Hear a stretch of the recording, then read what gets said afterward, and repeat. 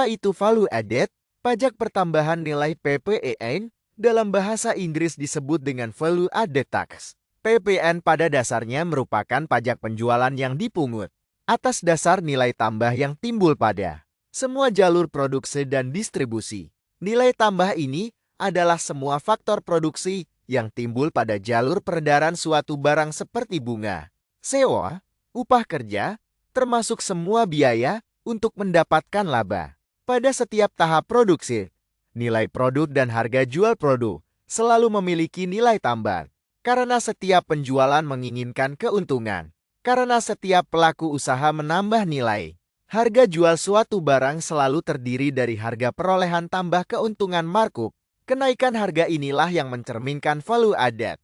Setiap tahap dalam rantai produksi mulai dari penerimaan bahan baku, proses produksi, distribusi, sampai akhirnya dijual ke konsumen selalu menambah nilai barang. Nilai tambah tersebut dapat dilihat dari upah tambah keuntungan atau output input. PPN dikenakan bukan pada total harga setiap tahap, tetapi hanya pada pertambahan nilainya saja. Meskipun PPN dipungut berkali-kali sepanjang rantai produksi, pajak akhirnya hanya membebani nilai tambah yang benar-benar terjadi, bukan berulang-ulang mengena pada nilai yang sama. Dengan demikian, PPN adalah pajak yang adil dan netral karena hanya memajaki nilai yang benar-benar diciptakan di setiap tahap sebelum barang mencapai konsumen akhir. Ingkasan legal character PPN singkat jelas. PPN adalah pajak pusat yang dipungut oleh DJP dan memiliki legal character atau sifat hukum tertentu yang menentukan bagaimana pajak ini dikenakan. PPN dikategorikan sebagai General Indirect Tax on Consumption, yaitu pajak tidak langsung atas konsumsi dengan ciri-ciri berikut. 1. PPN bersifat general umum. PPN dikenakan atas semua konsumsi barang dan jasa tanpa membedakan jenisnya, karena keduanya merupakan pengeluaran masyarakat. Prinsipnya, semua barang dan jasa adalah objek PPNL.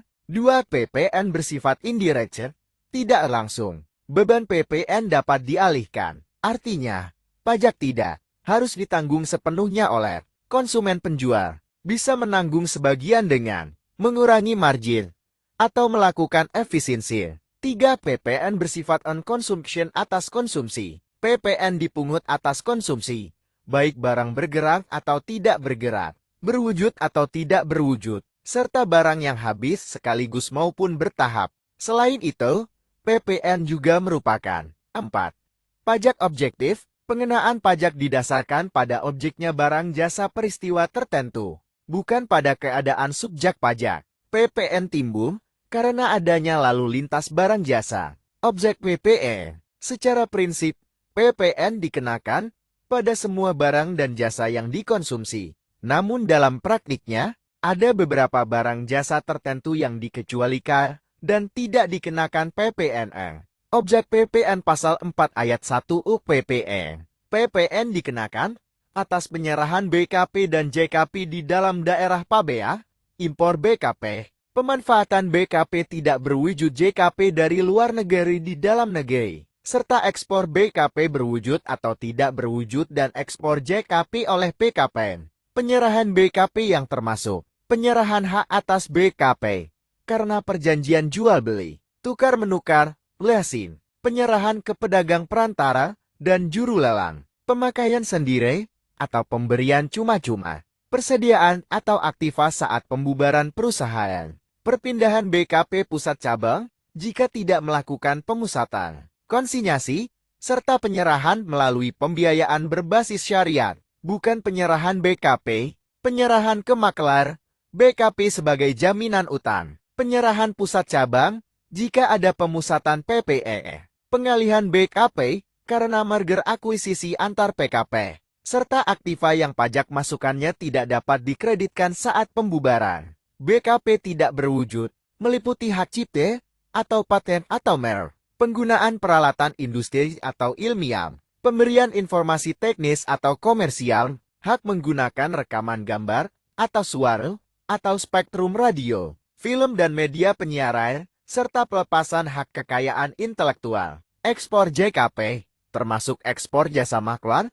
dengan syarat pemesan luar negeri dan bahan dari pemesan jasa perbaikan untuk barang yang dimanfaatkan di luar negeri, dan jasa konstruksi untuk objek di luar daerah pabean. Barang dan jasa bukan objek PPE. Barang, kesatu berupa makanan dan minuman yang disajikan. Hotel bagi restoran atau warung objek pajak daerah. Kedua berupa uang, emas batangan untuk cadangan devisa, dan surat berharga. Jasa, kesatu berupa jasa keagamaan. Kedua berupa jasa seni dan hiburan yang merupakan objek pajak daerah. Ketiga berupa jasa perhotelan. Keempat berupa jasa pemerintahan. Kelima berupa jasa penyediaan tempat parkir. Keenam berupa jasa boge atau catering. Update ketentuan tarif PPN terbaru pasca UIHPP. Tarif umum PPN. Ketentuan tarif umum tertuang dalam pasal 7 di PPN. Tarif sebesar 11%. Telah berlaku sejak tanggal 1 April tahun 2022. Kenaikan tarif menjadi 12% sudah diimplementasikan per tanggal 1 Januari tahun 2025. Selain itu, tarif sebesar 0% diterapkan atas penyerahan tertentu. Penyerahan yang dimaksud adalah ekspor barang kena pajak BKP berwujud, ekspor BKP tidak berwujud, dan ekspor jasa kena pajak.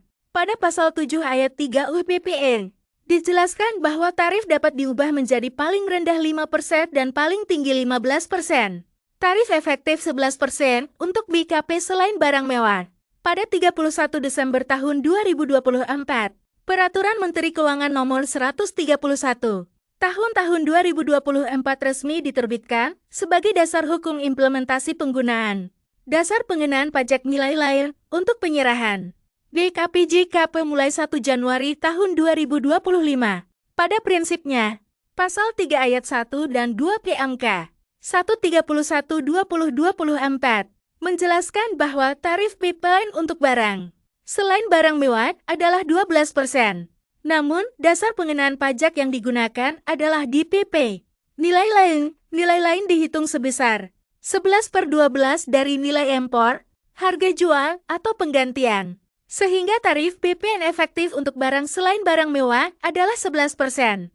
PPN atas barang jasa selain barang mewah sama dengan 12% kali 11, 12 kali harga jual.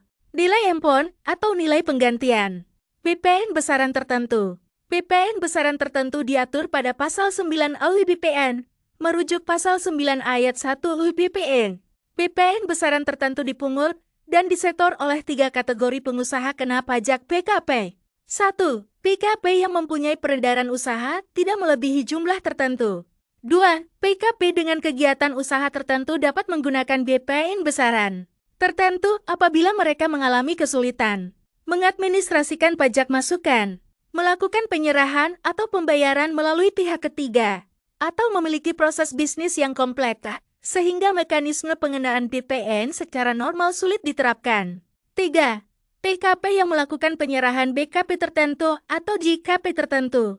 Yang dimaksud dengan BKP tertentu dan JKP tertentu merupakan BKP dan JKP yang dikenai PPN dalam rangka perluasan basis pajak dan BKP yang dibutuhkan oleh masyarakat banyak.